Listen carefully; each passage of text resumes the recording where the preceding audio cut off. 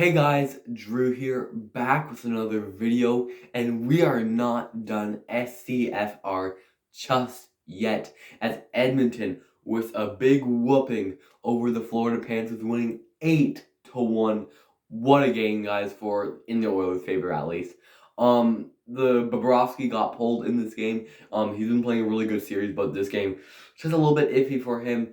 The Dallas Mavericks actually in the NBA, they did something similar, and they won a big score over the Boston Celtics when they were down 3-0. So I believe the Mavs play tonight or tomorrow night when the Oilers-Panthers Game 5 is Tuesday night, so Wednesday I'll be probably making my recap, and maybe we'll see the Florida Panthers be crowned champion. I remember back when Montreal played Tampa Bay, they won that Game 4, but then they lost Game 5, and even last year the Panthers won Game 3, I believe, and they still lost that series in 5. So we'll see what happens if the Oilers are able to push and are able to beat Bobrovsky like they did last night and to get that W in Game 6 and maybe try to make a comeback. Game 5, yeah, my mistake. Try to get that comeback. But Anthony Stolarz played a bit of hockey for the Panthers. I think it was like the whole third period, maybe like a bit of the second. He played a mediocre, I'll say. Definitely made some nice saves, I've got to say. But McDavid was actually able to score in this game. He hasn't scored in the finals yet. Same for Hyman. Draisaitl hasn't yet. There were shorthanded goals like Mattias Janmark. Ryan McLeod got the final goal. I gotta say, Warren Foegele, maybe one of the most underrated, NHL players. I've got to say, I watch him play, and you're like, wow, this guy's insane.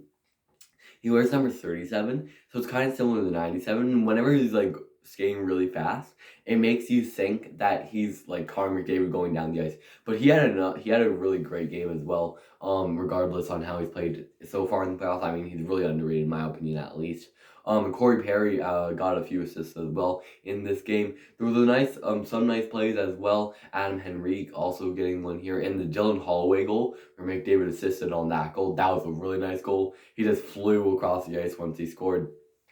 But it was a really nice goal by Dylan Holloway. And a fun fact, McDavid last night on that Holloway goal, it's the most assists recorded in by any player in the Stanley Cup playoffs, and he beat Wayne Gretzky's record with 31. Never thought I'd ever see that be broken, but here we are now. So McDavid breaks that record. He's only like not too far away from breaking the all-time points record in the all-time playoffs. I don't think he'll do it since they only have like 3 games left. Depends on if they get eliminated in Game 5.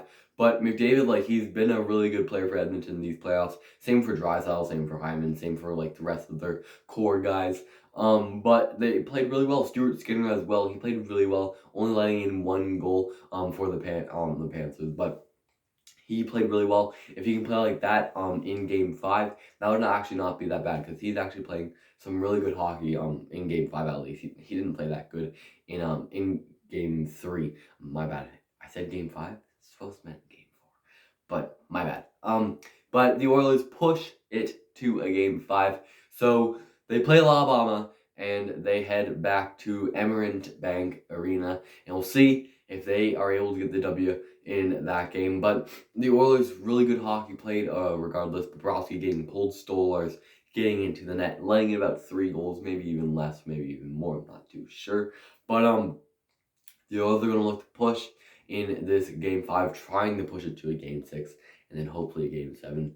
But we'll see what happens. The Panthers, still not doubting about this. I've saw most people saying the Panthers are only trying to choke this because they know that they want to win this series at home, and they think that they are able to do that. But we'll only have to wait and see, because the Oilers, they may want to try for a comeback here, which has never happened. I believe the last time it happened, like 1942. I believe Toronto did it against Montreal or something like that. Toronto winning Stanley Cup, that does not sound right. But anyways, that's probably gonna be it for today's video, guys. I hope you enjoyed. My apologies for the last video. It was like really short. I was pretty busy that day, so it kind of made a little sense. But I tried to be a little bit longer in this game for this recap. But if Florida's crowned champion in the next recap, it'll probably be a longer recap. No, not gonna lie. But the Oilers with a pounding 8-1 win over the Florida Panthers.